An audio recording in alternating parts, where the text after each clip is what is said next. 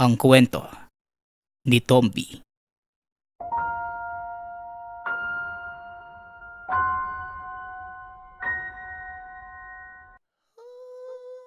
Ang kwentong ito ay mula sa isa nating tagapakinig. Ay tago na lang natin sa pangalang Carter. Walang eksaktong taon. Probinsya ng Ilocos. Kasama si Lolo Apo. Naninirahan si Carter sa probinsya ng Ilocos. Tahimik at payapa ang buhay. Dahil hindi hinahayaan ni Lolo Apo na may makapasok sa kanilang baryo ng mga naghahasik ng kaguluhan. Katulad ng mga aswang at iba pang elemento. Ngunit sa paglipas ng taon, unti-unti nang humihina ang pangangatawan ni Lolo Apo dahil maedad na ito. Apo, nais kong ipagpatuloy mo ang aking nasimulan. Paano na lamang ang ating baryo kapag nawala na ako?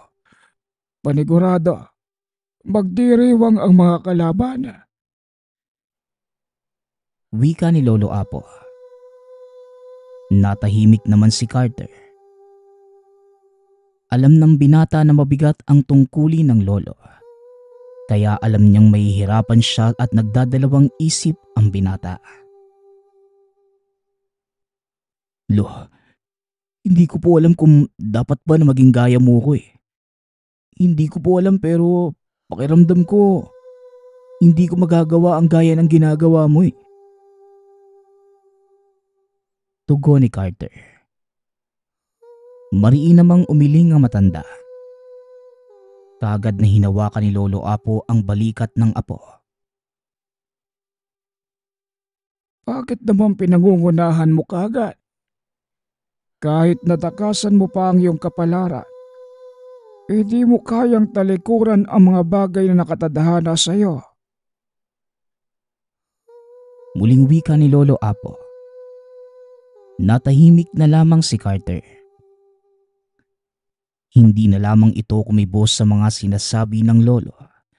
Dahil alam niya na hindi din naman siya mananalo kay Lolo Apo. Matapos ang pag-uusap na yon, wala nang nagawa pa si Carter kundi ang sumama kay Lolo Apo. Aralin ang mga ginagawa nito. Hindi man gusto ng una ni Carter ang mga ginagawa. Ngunit kalaunan ay napamahal na ito sa gawain lalo na sa tuwing nakakatulong sa kapwa. Alam mo lo, ang sarap pala sa pakiramdam na may natutulungang tao no. Nakakaginhawa yung mga ngiti nila. Lalo na sa tuwing nagpapasalamat sila sa'yo. Tsaka natutulungan natin sila. Wika ni Carter. Hindi maalis sa labi nito ang saya. Sinabi ko naman sa iyo magugustuhan mo din ang ginagawa ko. Lalo na sa tuwing nakakatulong tayo sa kapwa. Hindi matatawaran ng kahit na ano ang saya ng mga taong natutulungan natin na po. Tugon ni Lolo Apo. Nang mga oras na yon, desidido na si Carter na ipagpatuloy ang nasimula ng lolo. Mas lalong tumibay ang samahan na maglolo. Ngunit may ibang plano pala ang tadhana sa kanila. Isang araw, may isang dalagang nagpunta sa tahanan para magpagamot. Kaagad naman itong tinulungan ni Lolo Apo. Magandang araw po sa inyo.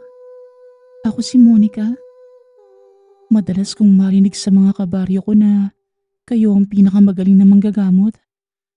Sa totoo lang po, hindi ako naniniwala sa gaya nyo pero desperada na po talaga ako. 10 taon na po ako naghihirap sa panggagambala ng kung anong nilalang sa tahanan namin. Iniisip ng pamilya ko na babaliw na ako gaya ng sabi ng doktor. Nirehab na ako pero wala pa rin pagbabago eh. Halos paulit-ulit lang ang nangyayari. Wika ng dalaga na nagngangalang Monica. Paano po ba nagumpisa ang lahat? Maaari mo bang ilahad sa amin kung ano ang nararanasan mo? Paano nagumpisa? Sabihin mo sa amin ang sa ganon.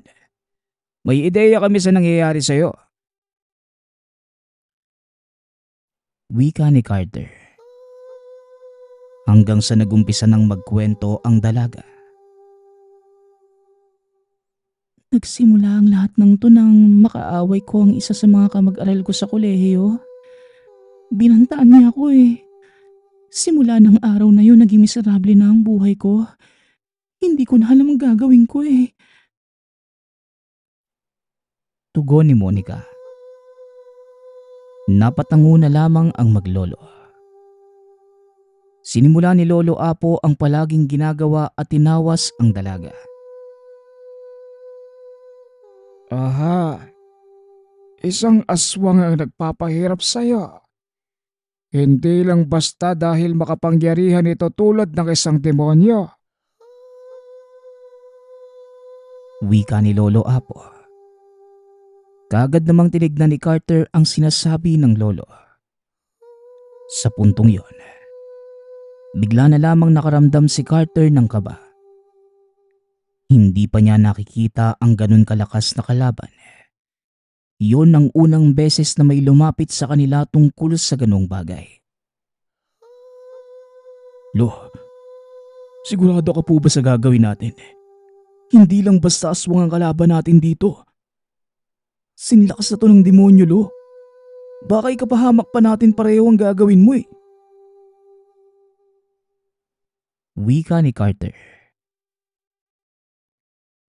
Hindi naman natin pwedeng pabayaan lang si Monica. Gaya ng iba, kailangan niya ng tulong natin. At kung anumang demonyo ang makakalaban natin, may tiwala ka naman sa Diyos at sa sarili mo, di ba? Tugon ni Lolo Apo. Kaya wala nang nagawa pa si Carter, kundi gawin na lang ang nais ng lolo. Matapos ang pangyayaring yon, minabuti ni Lolo Apo na panatilihin si Monica sa tahanan upang masigurado ang kaligtasan ng dalaga. Hindi man sang-ayon si Carter ay ginawa nito ang makakaya upang tulungan ang lolo na magamot si Monica. Naging maayos ang lahat ngunit isang gabi, bigla na lamang naglaho na para bang bula si Lolo Apo. Ito na nga bang kinakatakot ko eh. Nawawala ang lolo ko ng dahil sa pagtulong namin sa'yo. Bakit ba kasi ang sama ng ugali mo eh? Bakit ba ganito ang nangyayari? Kasalanan mo ito, Monica eh. Paninisi ni Carter. Nalungkot naman ang dalaga sa paninisi sa kanya ng binata. Hindi na nito napigilan pa ang sarili. Bakit ba sa akin mo sinisisi ang mga nangyari? Wala naman akong ginawang masama. Humingi lang naman ako ng tulong sa inyo. Pero bakit parang kasalanan ko pa ang lahat? Sana ikaw na lang ang nawala at hindi si Lolo Apo eh. Tugon ni Monica. Kaagad naman itong nakonsensya sa mga salitang nasabi kay Carter. Sana nga ako na lang nawala eh. Nang sa ganun, makita ni Lolo yung halaga ko. Dahil mula nang dumating ka rito, parang naglaho na ako sa paningin niya eh. Hindi na niya ako nakikita kahit na anong gawin ko. Ikaw na lang ang palaging tama. Muling wika ni Carter. Nagulat si Monica sa mga sinabi ng binata. Hindi ko naman sinasadya ang mga nangyayari. Pasensya ka na sa mga nasabi ko. Hindi ito ang oras para magtalo at magsisihan tayo. Sa halip, magtulungan na lang tayo para mahanap si Lolo Apo. Tugon ni Monica. Ngunit nilagpasan lamang ito ni Carter na tila hindi narinig ang mga sinasabi ng dalaga. Napasabunot na lamang sa buhok si Monica dahil maging siya. Sinisisi ang sarili sa pagkawala ni Lolo Apo. Nakita naman ni Carter ang ginawa ni Monica. At akmang iuuntog na sana ng dalaga ang sarili. Kagad itong inawat ni Carter. Baliw ka na ba? Ano bang ginagawa mo? Bakit mo sinasaktan ang sarili mo? Huwag mong gawin yan! Wika ni Carter. Napayakap naman si Monica sa binata. Buong buhay ko, ginawa ko ang lahat para ipakita sa pamilya ko na mali sila. Pero ng mga panahong kailangan ko sila, iniwan nila ako. Hindi sila nakinig sa mga sinasabi ko eh. Iniisip nilang nahihibang na ako. Wika ni Monica. Nakonsensya naman si Carter sa mga sinabi sa dalaga. Sa puntong yon, nanatiling tahimik si Carter at ramdam niya kung gaano kahirap ang dinadanas ni Monica. Samantalang ang binata naman, napagtanto na hindi na siya naiiba sa mga magulang ng dalaga. Patawad, Monica. Hindi ko naman intensyon na ibuntong ang sisi sa'yo ang lahat eh. Napangunahan lang ako ng takot.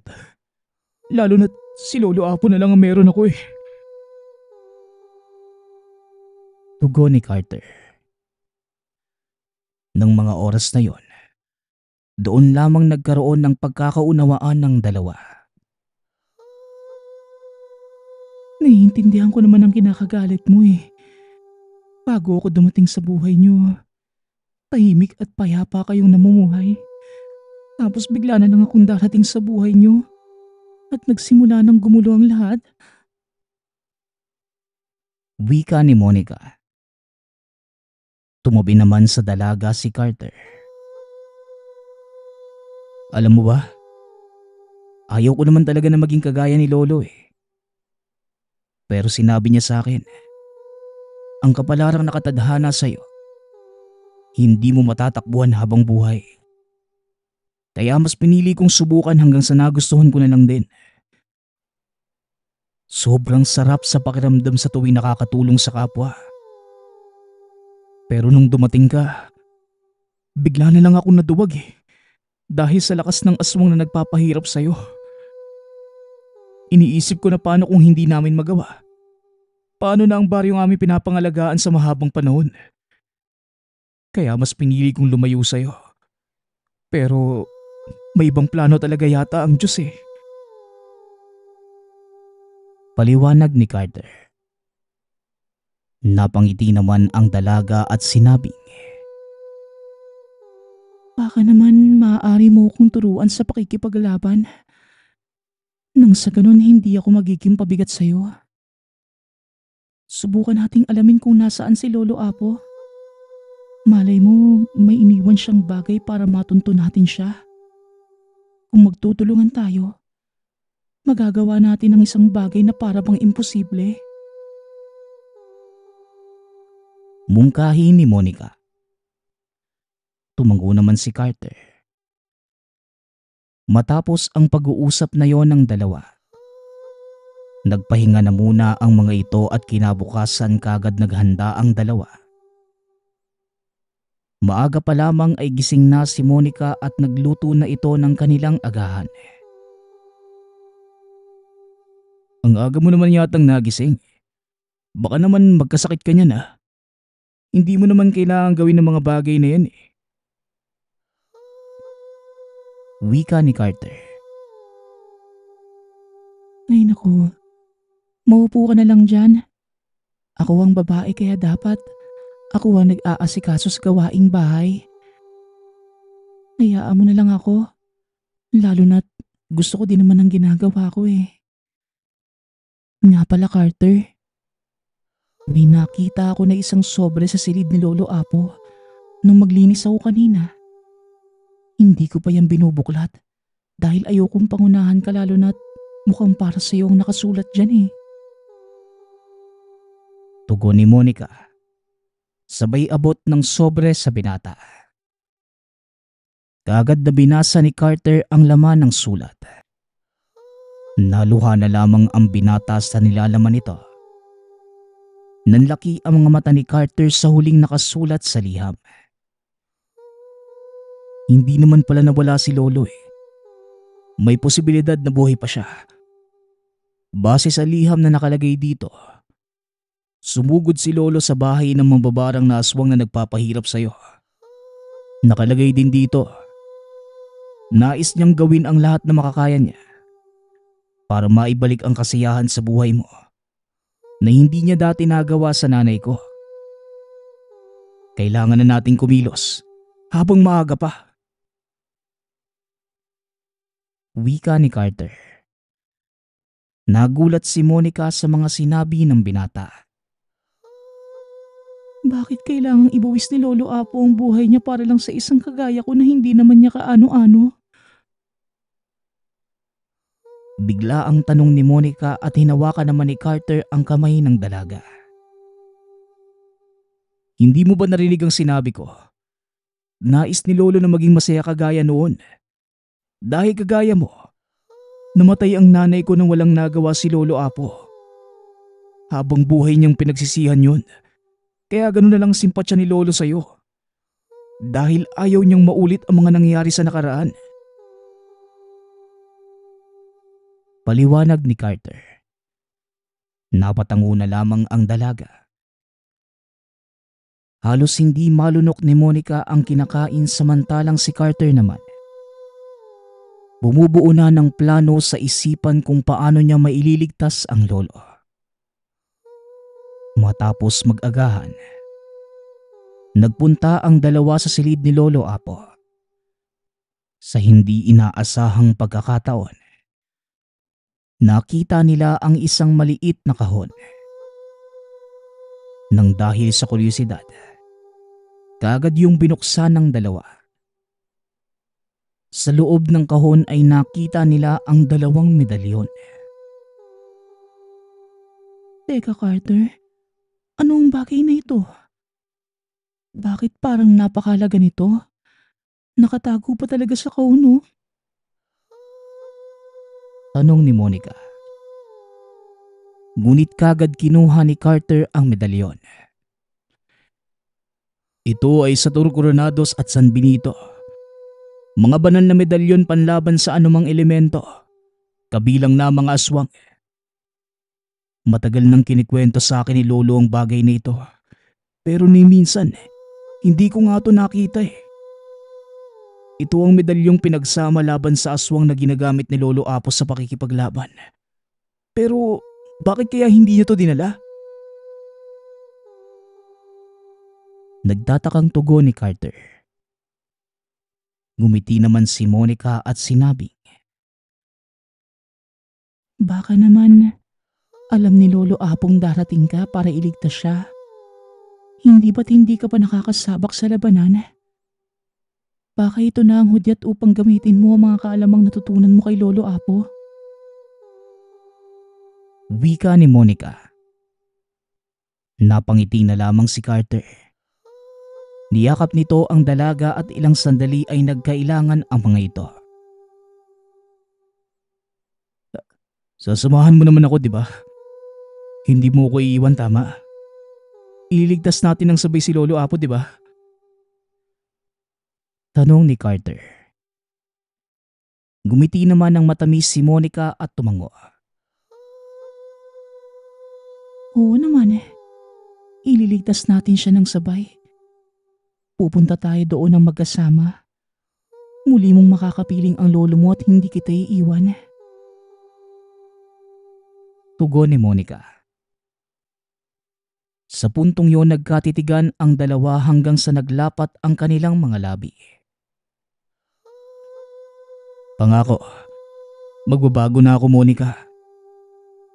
Ikaw ang taong nagparamdam sa akin kung paano mangarap at magpatawad eh. Kaya gusto ko sanang bigyan mo ko ng isa pang pagkakataon pagkatapos ng lahat ng ito. Wika ni Carter at kagad namang tumango si Monica. Oo naman. Ano man ang mangyari sa akin, ipangako mong ipagpapatuloy mo ang nasimulan mo, ha? Ayos ba yun? Laban lang at huwag kang susuko. Tugon ni Monica. Matapos ang pag-uusap ng dalawa, sabay na nalangin ang mga ito. Kagad na hinanda ang kanilang kagamitan sa pakikipaglaban. Wala nang ibang nasa isipan kundi mailigtas lamang si Lolo Apo. Hindi man nila alam ang kanilang dadatnan sa lugar na pupuntahan. Isa lamang ang nasa isipan ng dalawa. Bago umalis ng tahanan, nangako pa sa isa't isa ang dalawa na sabay-sabay silang makakaligtas sa dilubyong kanilang susungin. Kahit ano pa ang mangyari, walang mawawala sa atin, ha. Babawi pa ako sa'yo. Gusto ko makasama ka sa buhay ko habang pinaglilingkuran ko ang buong baryo kasama si Lolo Apo. Wika ni Carter. Ngunit tanging pagtango lamang ang sinagot sa kanya ng dalaga. Matapos maghanda ay naglakbay na ang dalawa. Ngunit dahil sa gitna ng kakawian at malayo sa kabiasnan ang lugar na pinuntahan ni Lolo Apo base sa sulat, inabot ng dilim sa daan ng dalawa. Sandaling nagpahinga ang mga ito ngunit bigla na lamang may humila kay Monica. Carter, tulungan mo ako. May humihila sa akin. Pakiusap, iligtas mo ako. Wika ni Monica. Kaagad namang sumaklolo si Carter. Nang mga oras na yon, nakaharap ng binata si Samuel, ang mambabarang na aswang na nagnanais na makuha ang pag-ibig ni Monica. Ngunit minaliit at niyurakan ng dalaga ang pagkatao nito. Sino ka naman? Bakit mo kinukuha si Monica? Ano bang balak mo? Kaaway ka ba o kakampi? Tanong ni Carter. Kagad namang tumawa ng napakalakas ang aswang. Hindi ba ako naipakilala sa iyo ni Monica? Nakakalungkot naman kung ganun. Marami ka palang hindi alam. Tugon ni Samuel. Hindi kinagulo ng isipan ni Carter. Ano bang ibig mong sabihin? Hindi ako maniniwala sa iyo dahil alam kong gawa-gawa mo lang yan. Para guluhin ang isipan ko. Wika ni Carter. Carter, tumakas ka na. Iligtas mo si Lolo Apo. Huwag mo na akong intindihin. Pakiusap lang. Wika ni Monica. Kaagad namang napasipol pa si Samuel. Lumabas ang mga kasamahan nito na aswang at napalibutan nila si Carter. Bakit naman pinapaalis mo kaagad siya, Monica? Bakit kaya hindi mo muna sabihin sa kanya ang lahat?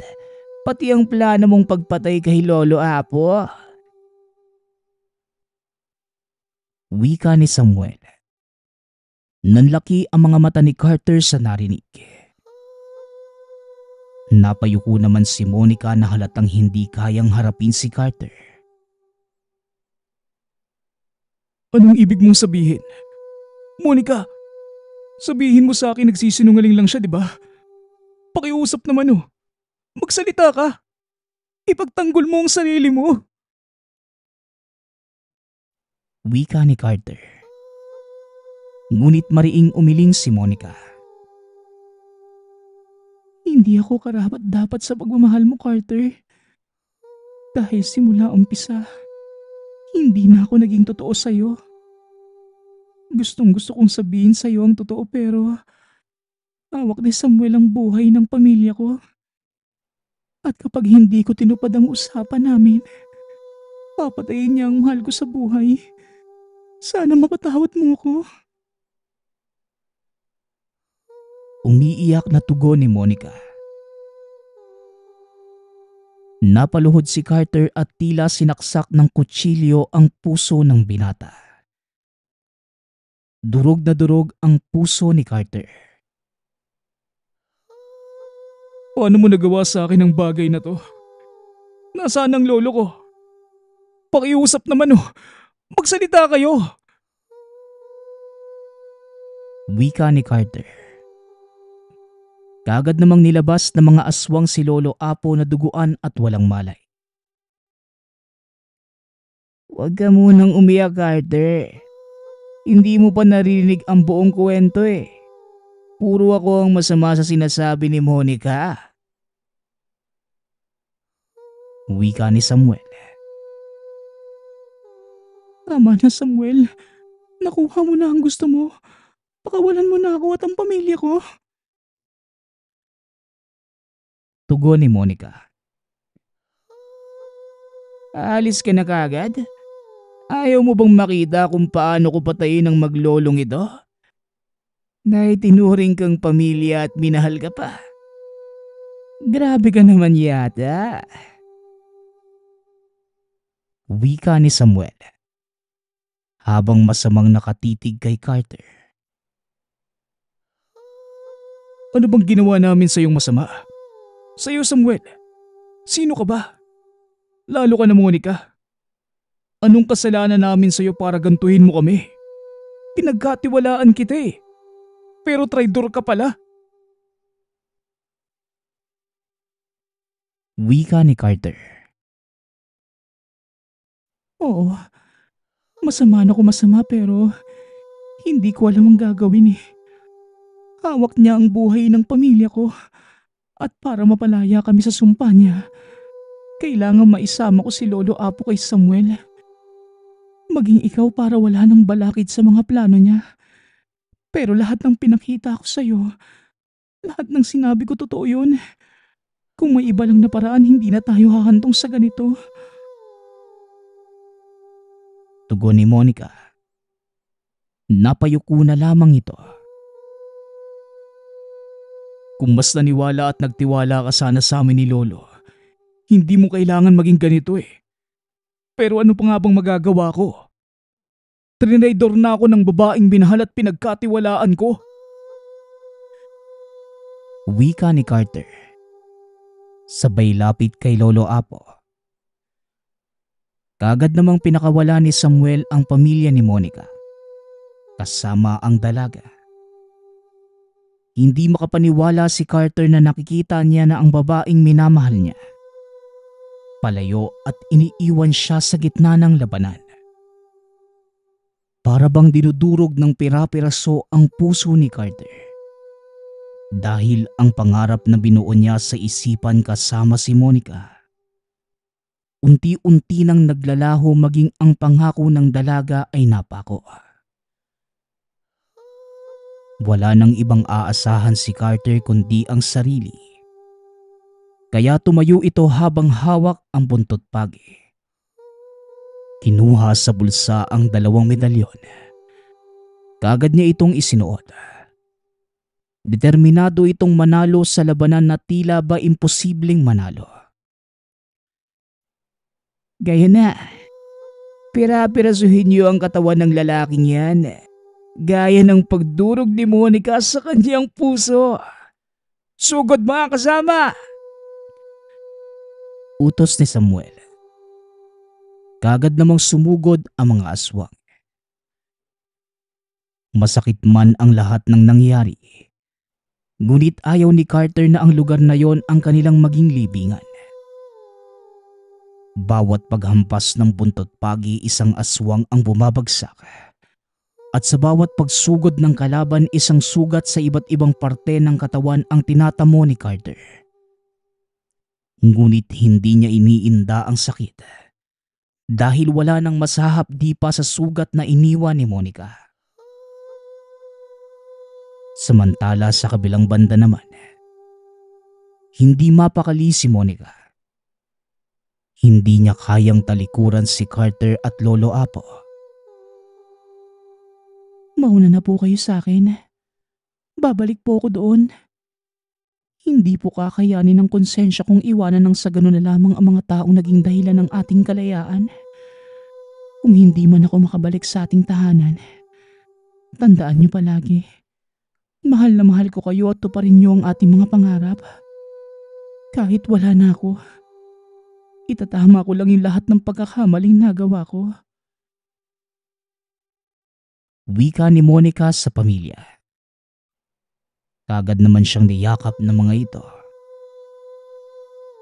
Sinubukan pa itong pigilan ng pamilya ngunit hindi nagpaawat ang dalaga.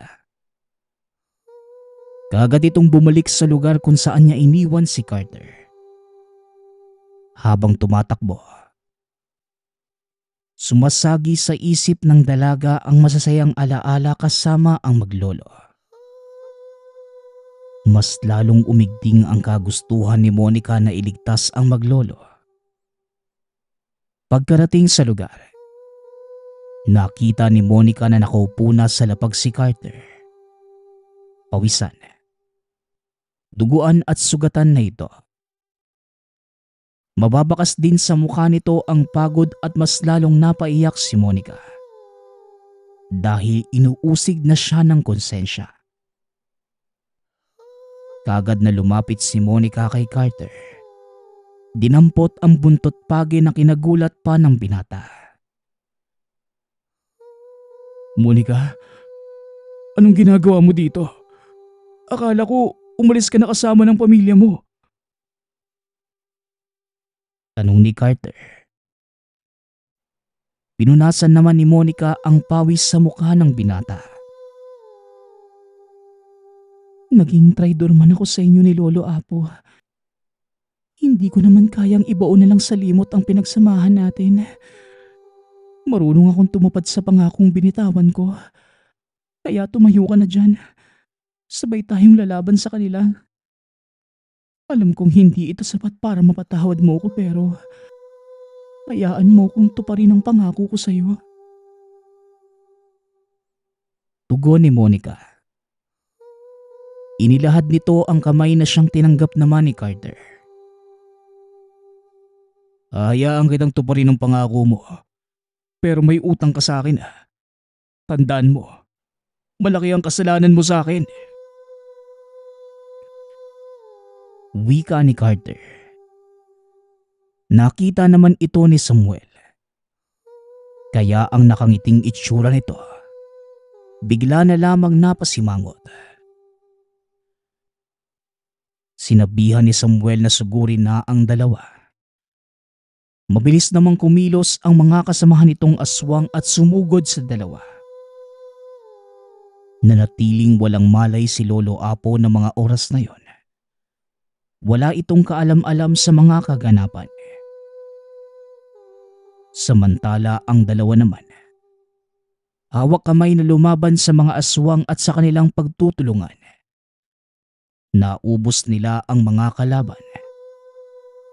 Naiwan na lamang si Samuel na nag-iisa ngunit dahil malakas ito, hindi nakayanan ng dalawa ang kapangyarihang taglay ng mambabarang na aswang. Mapatay mo man kami sa araw na ito. Tandaan mo, may iba pang kagaya nila Lolo Apo ang nais pumigis sa katulad mo. Wika ni Monica. Kasabay ng pagtayo. Sumama ka na lang sa akin, Monica. Mamuhay tayo ng payapa sa kaharian ko at pangako. Wala na akong gagambalain na ibang tao. Papakawalan ko na din ng maglolong ito. Tugon ni Samuel. Tumingin naman si Monica kay Carter. Nangangako ka ba? Kung tutupad ka sa lahat ng sinasabi mo, sasama ako sa'yo. May ligtas ko lamang sila, Carter. Ngayon din umalis na tayo. Wika ni Monica at kagad itong lumapit kay Samuel. Oo naman, basta sumama ka lang sa akin. Hinding-hindi ka na makakaranas pa ng paghihirap sa piling ko, mahal. Tugon ni Samuel. Hinawakan ni Monica ang kamay nito at yumakap. Mamamatay muna ako bago mo ako maisama sa impyerno mong buhay. Mamatay ka na. Wika ni Monica. Sabay tarak ng kutsilyo sa leeg ni Samuel. Kasama ang medalyon na pinagsama na nakuha niya mula kay Carter. Napasigaw sa sakit si Samuel at napaluhod ito. Ngunit ginamit ni Samuel ang matatalas na kuko upang isaksak sa puso ni Monica. Sabay na humandusay sa lupa ang dalawa. Kagad namang nilapitan ni Carter ang naghihingalong si Monica. Samantalang si Samuel naman, kagad na binawian ng buhay matapos saksakin ng dalaga. Monica, gagamutin kita. Pakiusap, lumaban ka. Nangako tayo, di ba? Sabay tayo makakalabas sa lugar na to kasama si Lolo Apo. Pakiusap naman oh. Huwag mo ipipikit ang mga mata mo. Wika ni Carter habang patuloy na sa pagluha ang mga mata. Hindi ako karapat-dapat sa pagmamahal mo, Carter. Sapat na ang mga nangyari bilang kabayaran sa aking mga kasalanan. Sana mapatawad mo ko. Tugon ni Monica. Kasabay ng pagbagsak ng kamay ng dalaga at pagpikit ng mga mata. Napasigaw na lamang si Carter. Niyakap ang walang buhay na katawan ng babaeng minamahal. Matapos ang pangyayaring yon ay minabuti ni Carter na itago na lamang ang lahat. Ligtas na naiuwi ni Carter si Lolo Apo. At nang magising ito, ipinaliwanag na lamang ng binata ang mga naganap. Sa kasalukuyan, namayapa na si Lolo Apo. Samantalang si Carter naman, ipinagpatuloy ang lahat ng nasimula ni Lolo Apo. Ngunit hindi na ito nag-asawa. Nanatili na lamang itong mag-isa. Baon ang lahat ng alaala ni Monica. Ang nag-iisang babaeng minahal.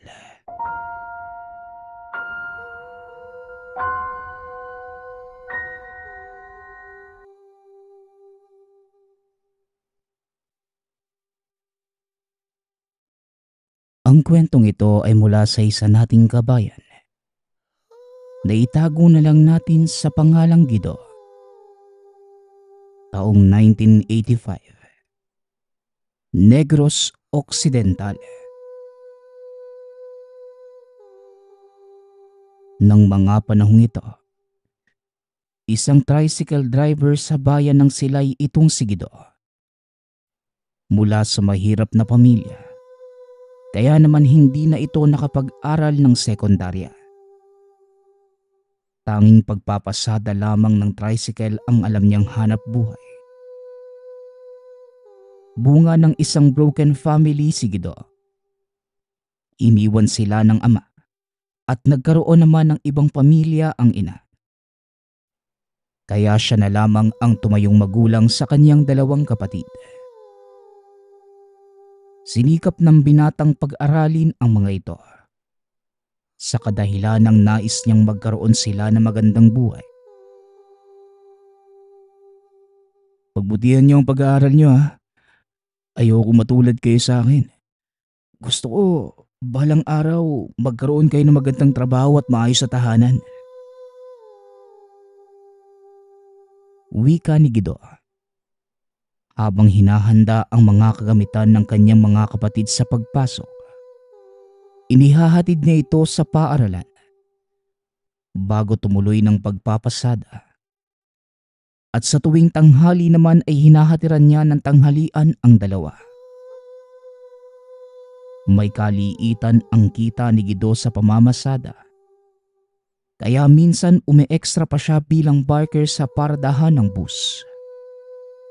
Sa paraang ito, kahit papano ay naitatawid niya ang pang-araw-araw nilang gastusin.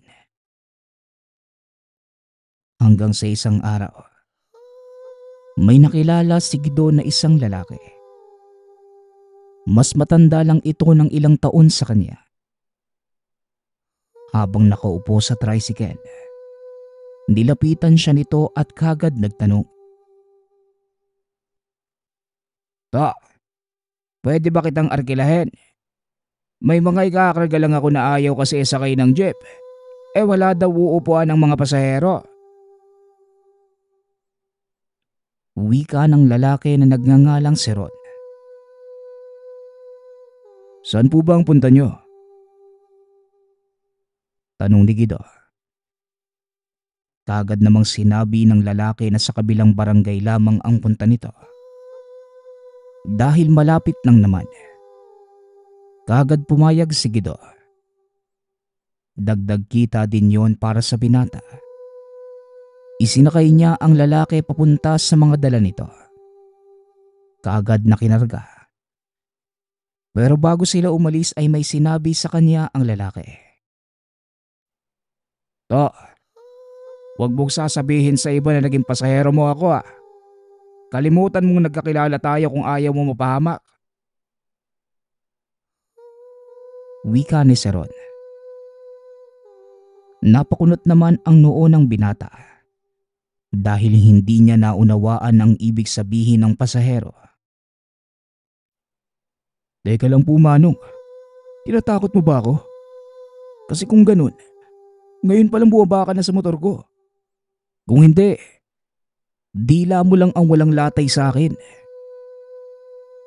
Tugon ni Guido. Kagad namang nagpaliwanag ang lalaki. "Hindi ka na nag-ibig kong sabihin to.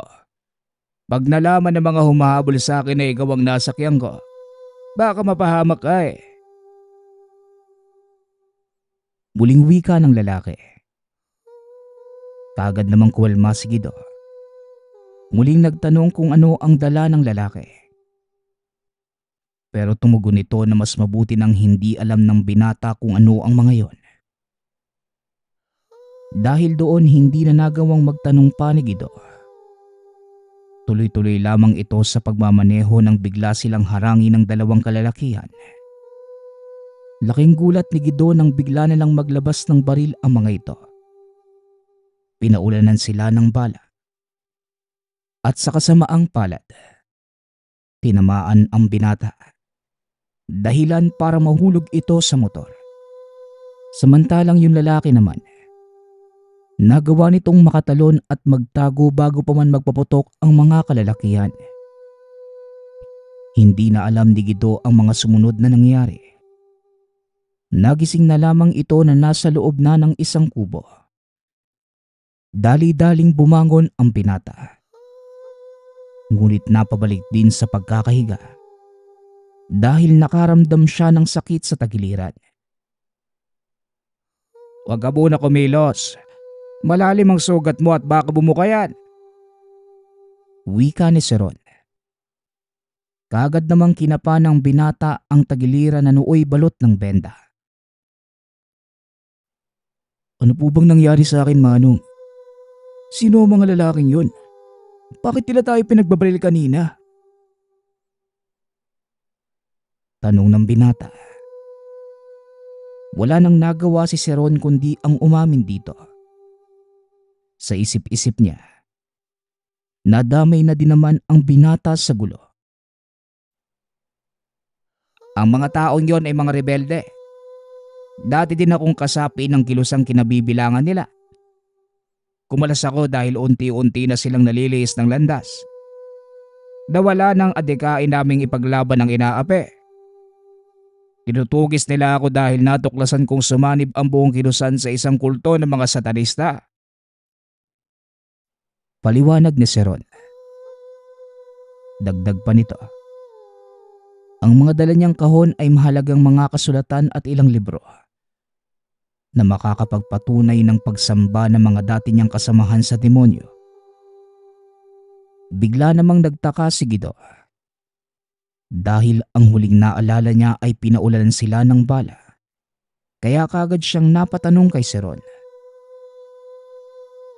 Teka, di ba pinagbabaril nila tayo kanina? Paano ka nakaligtas? Tanong ni Guido. Kagad namang pinakita ni Seron ang mga tangan.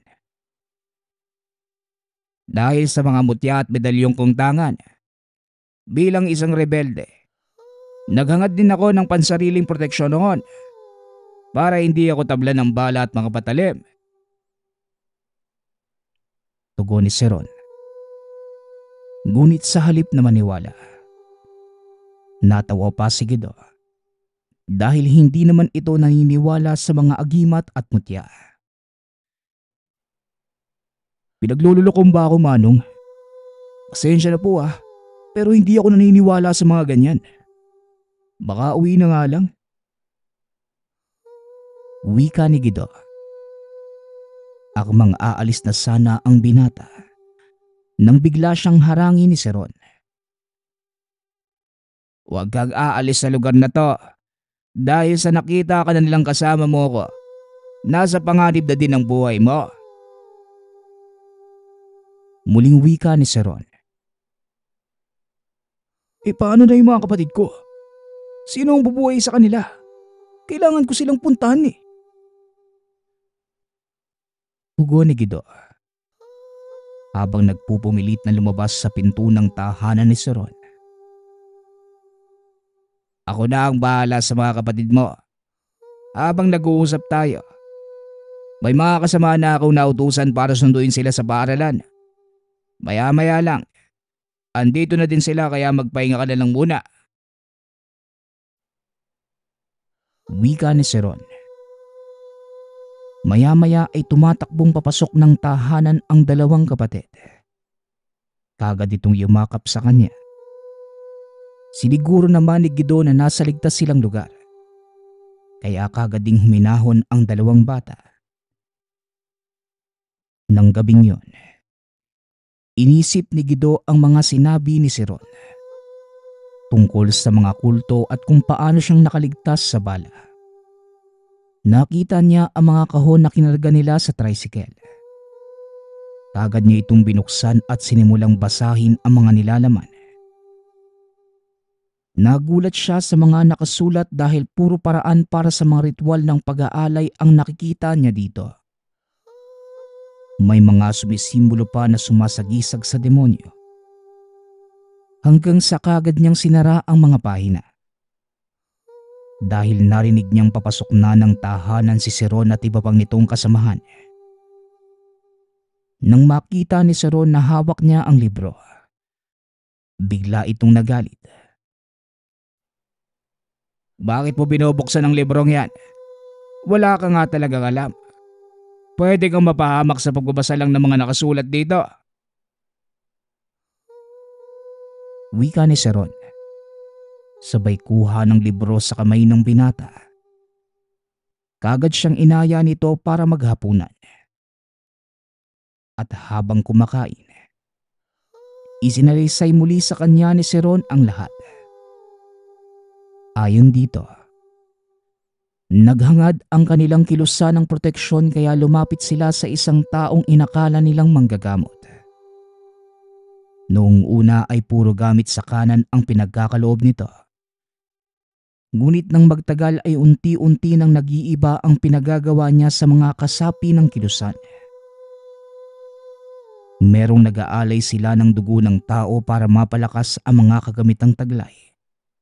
At ang pinakamalala, pumatay sila ng isang bata upang ialay ang puso nito sa sinasambang Diyos ng manggagamot.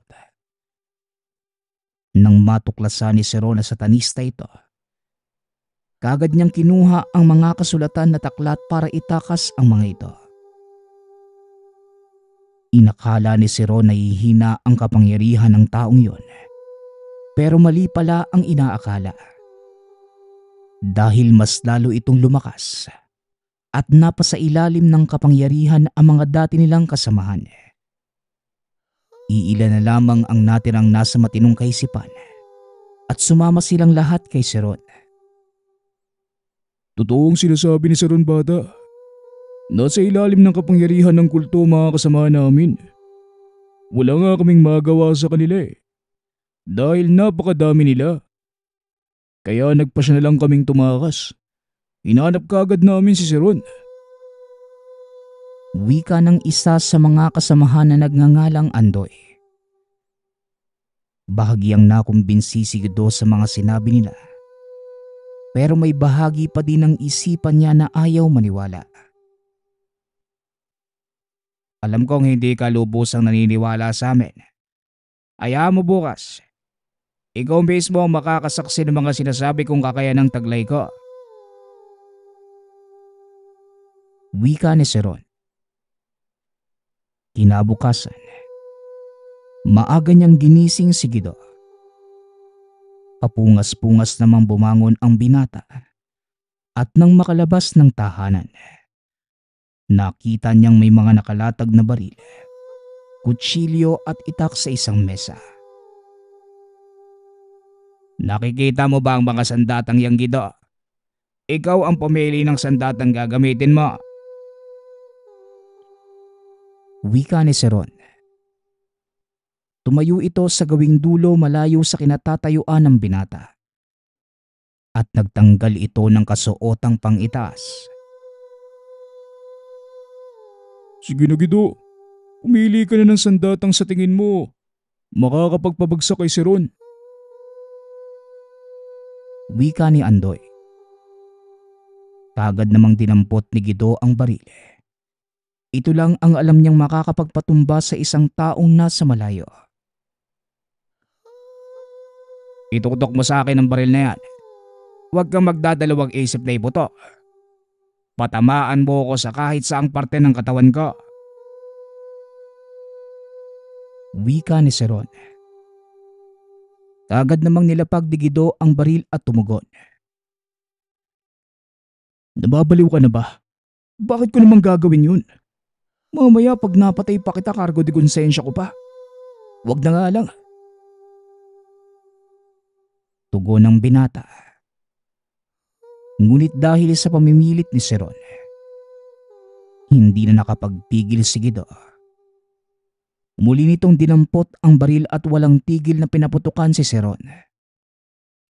Kitang-kita ng binata ang pagtama ng bala sa katawan nito. Pero laking gulat ni Gido.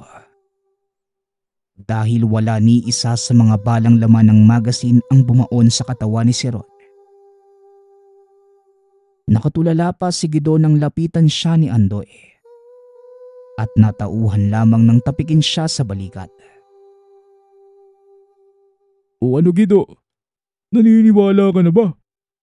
Hindi kami kayang tablan ng bala. Ito ang taglay na kakayanan ng tanga naming mga medalyon. Wika ni Andoy. Sabay pakita ng suot niyang kwintas. Namangha naman si Gido sa mga ito. At kagad nagtanong kay Seron. Teka nga, paano kayo nagkaroon ng mga kagamitang yan? Tsaka, paano ako makakakuha ng ganyang kakayanan? Tanong ni Gido. Inakbayan lamang siya ni Seron at kagad tumugon. Ang pagtatangka ng mga kagamitang ito, nangangailangan ng matinding pananalig at debosyon. Kailangan malaki ang tiwala mo sa Diyos. Kung gusto mo magtangka ng mga agimat, madali lang naman yon. Eto, para sa'yo yan. Wika ni Seron. Bigla namang nagkaroon ng matinding pagnanais si Gido na magkaroon ng kakaibang kakayanan. Naisip ng binata na sa kasalukuyan niyang kalagayan, wala siyang kakayanang ipagtanggol ang mga kapatid. Paano ko naman mapapagana ang mga gamit na ito, Seron? Tanong ni Gido. Hindi naman nagpaligoy-ligoy pa si Seron. Kaagad niyang tinuro sa binata ang dapat nitong gawin, kagaya ng pag-aayuno at pagdedebosyon. Lalo pat ang binigay sa kanya ay ang medalyon ng Satur Coronados. Sinunod ng binata ang lahat ng tinuro ni Seron. At sa loob ng mahabang panahong ginugol niya, ni minsan wala siyang nilabag sa kautusan at batas sa pagdedebosyon. Hanggang sa nakumpleto na niya ang mga araw na kailangan niyang bunuin para mapagana ang gamit. Tignan mo ang sarili mo, Gido. Ibang-iba ka na sa nakilala ko ilang buwan na ang nakalipas. Pwede na nating subukan ang kakayanan mo. Tignan natin kung nakapantay ka na sa amin. Tamang-tama at Biyernes Santo bukas. Wika ni Seron. Ngunit nagdadalawang isip si Gido. Dahil kahit alam niyang nakumpleto ang debosyon, hindi pa din siya sigurado sa sarili kung napagana nga ba ang medalyong pinagkaloob sa kanya. Kinabukasan, pagpatak ng tanghali, kagad nang pinaghanda ni Seron ang binata. Sa isip-isip ni Gido, wala nang atrasan ang gagawin niyang pagsubok sa kakayanan. Kagad na siyang lumabas ng tahanan at nakita niya ang mga gagamiting sandata sa pagsubok na pagdadaanan niya. Huminga siya ng malalim at kagad nagtanggal ng pang-itaas na kasuotan. Nilapitan siya ni Andoy at sinabing, Bata, magtiwala ka sa Diyos higit kanino man. Ang katawan natin ay mamamatay ngunit ang kaluluwa, wala itong hangganan. Isipin mo ang pinagdaanan ng pagsubok ng mga panahong nagdedebosyon ka pa lamang. Kung ano ang nararamdaman mo ng mga panahong sinusubok ka ng Diyos. Ito ang magpapatibay sa pananalig mo. wika ni Andoy. Matapos niya itong sabihin, kagad na ding naglakad pabalik si Andoy sa kinatatayuan ni Seron. Tinanong nito kung handa na ba si Gido. Nakatalikod lamang noon ang binata habang hawak ang medalyon ng Satur Coronados. Kagad siyang nag-usal ng mga dasal na pakain dito. Binanggit ang susi sabay angat ng ulo. Handa na. Hindi natuloy ni Gido ang sasabihin. Dahil bigla na lang siyang pinaputukan ni Seron. Sunod-sunod na putok ng baril ang umalingaw-ngaw sa buong paligid. Ramdam ni Gido ang pagtama ng bala sa katawan. Ngunit ang nakakapagtaka, ni isa sa 12 balang pinaputok ni Seron ay walang bumaon sa katawan ng binata. Walang yan naman, Manong, oh. Hindi pa nga ako natatapos magsalita eh. Wika ni Gido. Pagtingin niya kay Andoy ay tumatawa lamang ito. Ibinaling niya ang tingin sa mga kapatid at kay Seron. Nakita niya na maging ang mga ito ay nagtatawanan rin. Dagdagumpay ka, bata. Isa ka ng ganap na antingero. Tignan mo yung mga pantal sa dibdib mo. Wika ni Seron. Nang iyuko ng binata ang ulo, nakita niya ang 12 tingga na tila tumama sa isang matigas na bagay. Habang hawak-hawak ang dibdib, hinawakan niya ito kung may mga sugat ba siya o wala. Napangiti ang binata at sa bandang huli, napatalon ito sa tuwa. Matapos magsaya ay kagad siyang lumuhod at tinaas ang mga kamay. Ama kong makapangyarihan sa lahat, nagpapasalamat ako sa proteksyon mong pinagkaloob sa akin. Salamat at hindi mo ko pinabayaan. Sigaw ni Gido. Matapos yon ay kagad siyang tumayo at lumapit kay Seron. Ngayon bata, handang-handa na tayo para harapin ang mga kalaban natin. Ang mga susunod kong ituturo sa iyo, ang pakikipaglaban gamit ang mga dasal o kombate. Mahusay sa larangang yan ang mga kalaban natin, lalo na ang pinuno nila. Wika ni Seron. Nang sumunod na mga araw ay kagad ding tinuro ni Seron ang mga dasal pang kombate at rebelta. Mabilis lamang natutunan ni Guido ang mga ito, lalong-lalo na ang pagpapagana sa lihim na sandata ng Satur Coronados. At sa pagkakataong yon, handa na sila Guido at Seron na makipaglaban. Nagpaalam naman si Andoy na aalis upang sabihan ang ilan pa sa kanilang mga kasamahan noon na nagtatago. Napapanahon na para wakasan ang kasamaan ng kulto. Hayaan mo sunduin ko ang iba pa nating mga kasamahan. Sigurado matutuwa sila. May isa na namang nadagdag sa hanay natin. Wika ni Andoy at kagad din itong lumakad paalis. Kinausap ni Guido ang mga kapatid na huwag aalis sa lugar dahil babalikan niya din ang mga ito sa oras na matapos nila ang mga dapat gawin. Halika na Guido, kailangan na nating buwaba ng bundok. Doon na natin sasalubungin ang iba pa nating mga kasamahan. Wika ni Seron. Kaagad na silang naglakad. Ngunit sa kalagitnaan ng kanilang pagbaba ng kabundukan, sinalubong na kagad sila ng ilang kasapi ng kulto. Laking gulat ng dalawa dahil bigla na lang silang pinaulanan ng bala. Anak ng... mukhang natunto nila tayo manong ah. Wika ni Guido. Ngunit umiling lamang si Seron at sinabi, hindi bata. Ba'y nakapagsabi sa kanila kung saan tayo dadaan? Ba'y traidor sa hanay natin? Tugon ni Seron. Nang matapos magsalita si Seron, bigla na lamang lumantad si Andoy. Laking gulat ni Guido dahil nakagapos na ang mga kamay nito at punong-puno ng latay ang buong katawan. Patawad mga kasama. Hindi ko sila kinaya eh. Hawak nila ang mag-iina ko. Wika ni Andoy.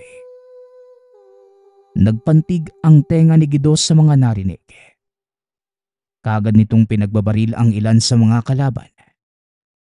Nagawa namang magtago ng mga ito. At dahil sa sobrang galit ng binata, nagpatuloy lamang ito sa pagpapaputok hanggang sa isa-isa niyang nilapitan ang mga kalaban at pinagbabaril sa ulo. Halos hindi makapaniwala si Seron sa ginawa ng binata. Nagkalat ang mga patay na katawan ng kalaban nila. Ang pinagtataka pa ni Seron, bakit hindi gumagana ang mga pangontra nila kay Guido? Ibinaling ng binata ang tingin sa taong may hawak kay Andoy. Kitang-kita ni Seron ang kakaibang takot ng kalaban kay Guido. Huwag kang lalapit. Kung ayaw mo magalat ang utak nito sa lupa. Wika ng kalaban. Ngunit hindi nagpatinag si Guido. Sa halip ay nagpatuloy lamang ito sa paglalakad. Sabay tutok ng baril sa ulo ni Andoy. Di sige, magsabayan tayo. Tignan natin kung sino ang una makakapagpaputok. Tugon ni Guido habang nakatingin kay Andoy. Nang mga panahong iyon, alam na ng kasama ang binabalak ng binata. Nang magbigay si Guido ng hudyat sa pamamagitan ng kilay, biglang yumuko si Andoy at kagad pinaputok ni Guido ang baril. Nabuwag sa lupa ang wala ng buhay na katawan ng kalaban. Kagad na silang umalis sa lugar Pinuntahan ang kuta kung saan naglalagi ang pinuno ng kulto. Ngunit pagkarating nila sa lugar, wala na ito doon. Sunog na din ang mga kubo at nagkalat ang mga patay na katawan ng dati nilang mga kasamahan. Nahuli na tayo ng dating. Mukhang inubos na niyang patayin ang lahat ng kasapi ng kilusan. Wika ni Seron. Maya-maya ay nagdatingan ang iba nilang kasamahan. At sinabi ng mga itong nauna sila sa lugar. Nagkaroon ng palitan ng putok at sa kasamaang palad. Nakatakas ang pinuno at hindi na nila nagawa pang mahabol. Bagaman hindi nila napatay ang pinakapinuno, panatag naman sila dahil kahit papano nakalaya na ang kanilang dating mga kasama sa kapangyarihan ng kasamaan. Nanumpa din si Guido na patuloy na makikipagtulungan kay Seron at sa iba pa. Natugisin ang pinakapinuno ng kulto. Sa paglipas ng mga taon, tuluyan nang iniwan ni Guido ang buhay sa kapatagan. Umakyat ito ng kabundukan upang maging isang antingerong rebelde.